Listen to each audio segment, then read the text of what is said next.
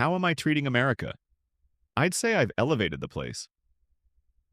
With that sharp remark, Prince Harry turned what began as a playful exchange with comedian Trevor Noah into one of the most uncomfortable sit-downs of the year. At first glance, the stage was designed to disarm. Soft chairs facing each other, a coffee table with mugs, and the relaxed glow of lamps creating the illusion of a living room chat. Trevor Noah greeted his audience with humor and warmth, promising a casual evening. The introduction was light, even celebratory. He's a prince, he's a husband, he's a father. Please welcome Prince Harry. But from the moment Harry walked in, his smile polite but stiff, the tone shifted. Trevor tried to keep the mood buoyant. He joked about Los Angeles traffic, invited laughter from the crew, and asked simple questions about family life in America. Normally, such topics are a safe space for celebrities to show a relatable side. But Harry was in no mood to play along. Instead of laughing, he dismissed the jokes and brushed off questions about his daily routines as tabloid fluff.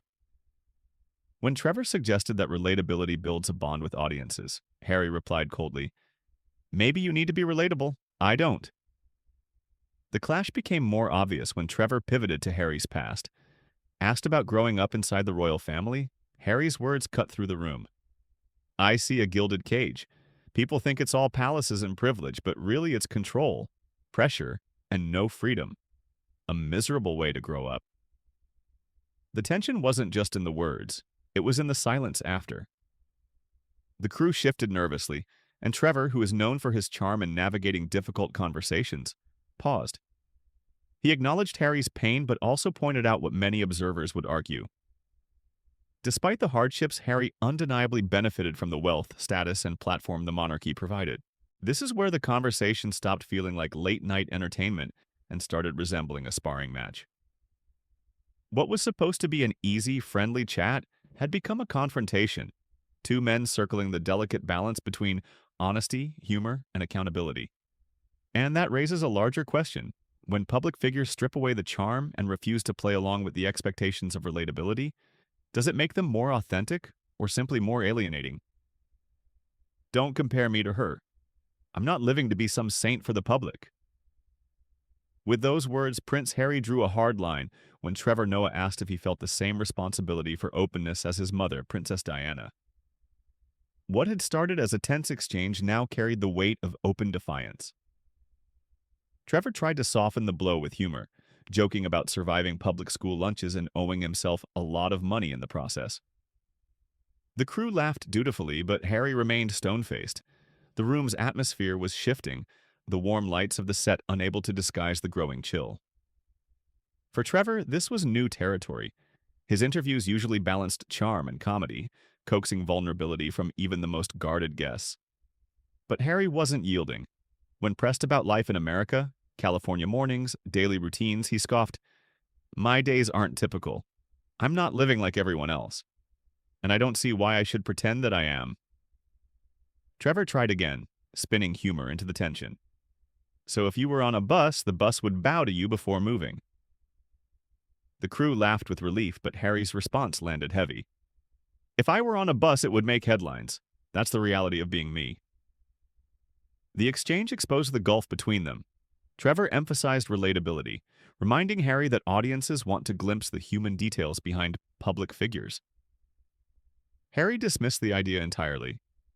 "People want too much. They think they're entitled to every scrap of my life.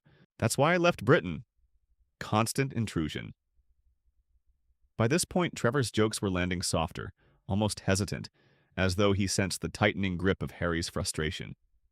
When the subject turned to the monarchy itself, the gloves truly came off. Harry leaned forward, voice edged with disdain. "What I see is an outdated machine, a monarchy built on archaic rules and meaningless rituals. They dress it up as duty, but it's control. It's suffocating."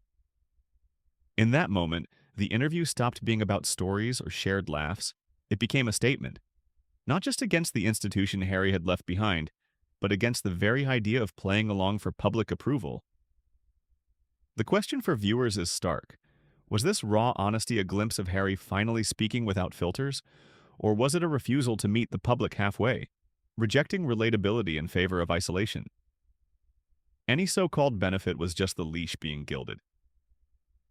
With that cutting phrase, Prince Harry dismissed Trevor Noah's suggestion that he had gained from the privileges of royalty. What should have been a moment of reflection turned into another sharp clash, and the studio's cozy set began to feel like anything but a safe space. Trevor tried to steer the conversation back to levity, joking that if someone put him on a golden leash, he hoped at least it would be 24 carats. The crew offered polite laughs, but the exchange only deepened the sense of strain. Harry sat unmoved, arms folded, his body language signaling that humor was not going to diffuse the tension. When the discussion shifted toward Harry's family, things grew sharper still. Trevor asked gently about Meghan and the children, acknowledging the audience's curiosity. Harry snapped back, "People are always curious. Too curious. My wife is fine. My children are fine. And frankly, I don't think their well-being is anyone's business but ours."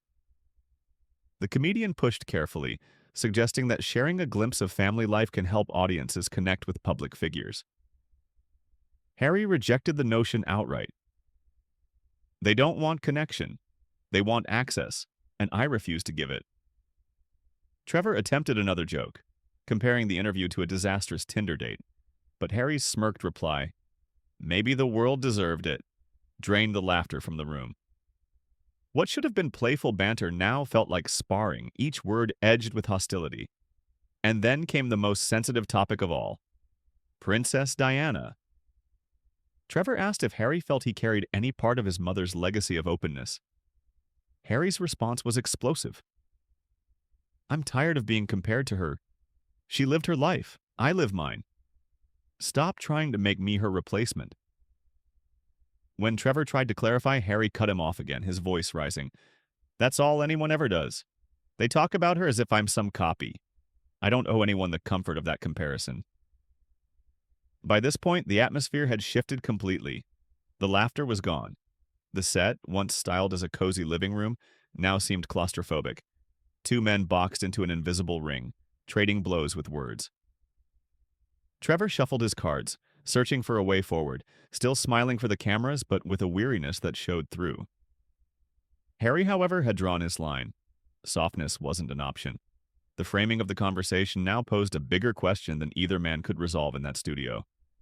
Is Prince Harry breaking free of a suffocating legacy, or is he pushing away the very public that once admired his mother for her openness? Admiration? Spare me. The public doesn't admire. They consume. And I'm not here to serve them anymore.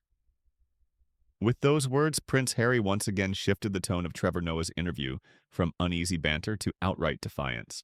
When Trevor asked whether Harry still felt tied to the royal world, the prince laughed, but without humor. "Tied? The only thing I'm tied to is people like you asking me about it over and over again. I left. I don't look back. It's everyone else who can't let it go." Trevor pointed out what many observers already think. Harry may have stepped away from the monarchy, but his interviews, books, and streaming projects keep him in the spotlight. Wasn't that still looking back? Harry's reply came with a smirk that cut as much as it amused.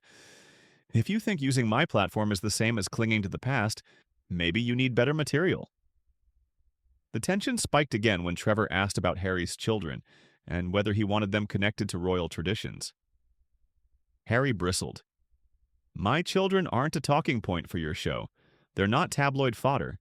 The fact that you even ask proves how broken this system is."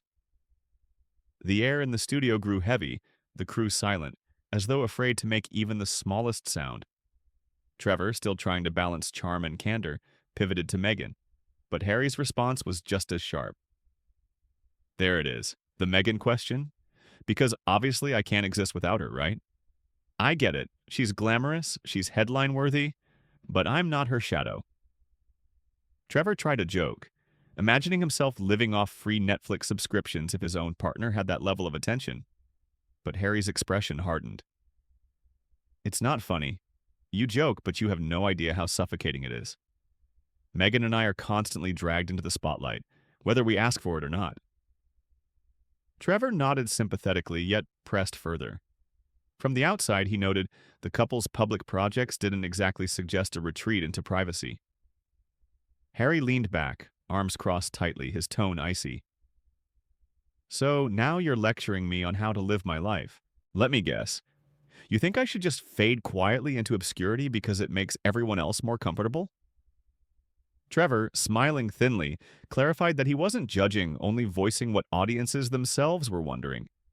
How could Harry demand privacy while remaining so visible? It was the very contradiction that defined much of the prince's public journey, and in that studio it played out in real time. The set, designed to look like a living room, now felt more like an interrogation chamber. Viewers weren't watching a lighthearted conversation. They were witnessing two men wrestle with the impossible balance between personal boundaries and public expectation.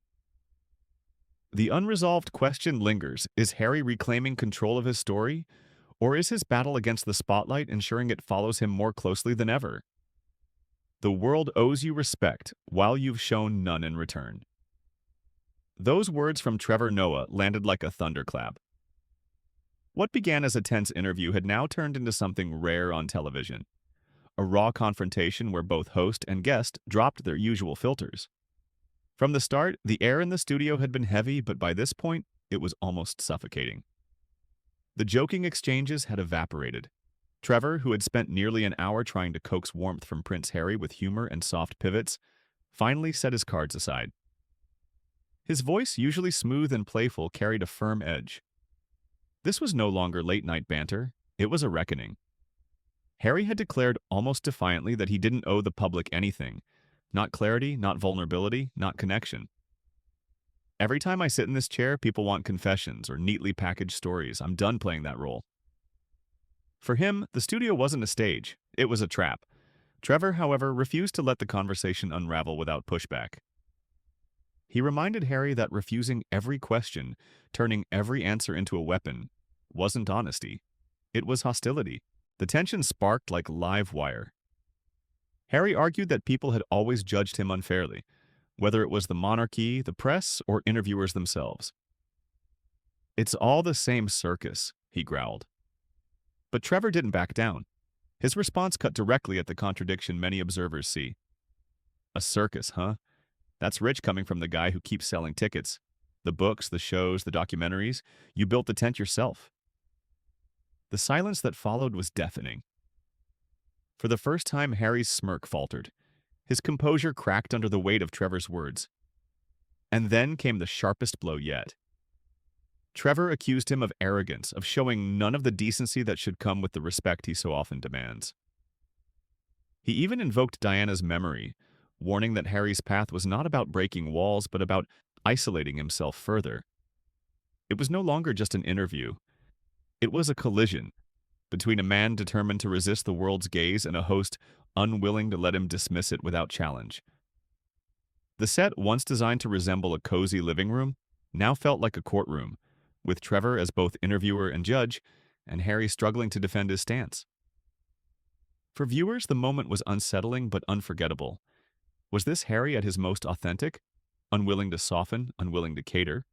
Or was it evidence that his fight for privacy had morphed into contempt for anyone who dared to ask? The larger question hangs in the air. When public figures claim freedom from expectation but still step willingly into the spotlight, do they redefine the conversation or simply deepen the contradictions that surround them?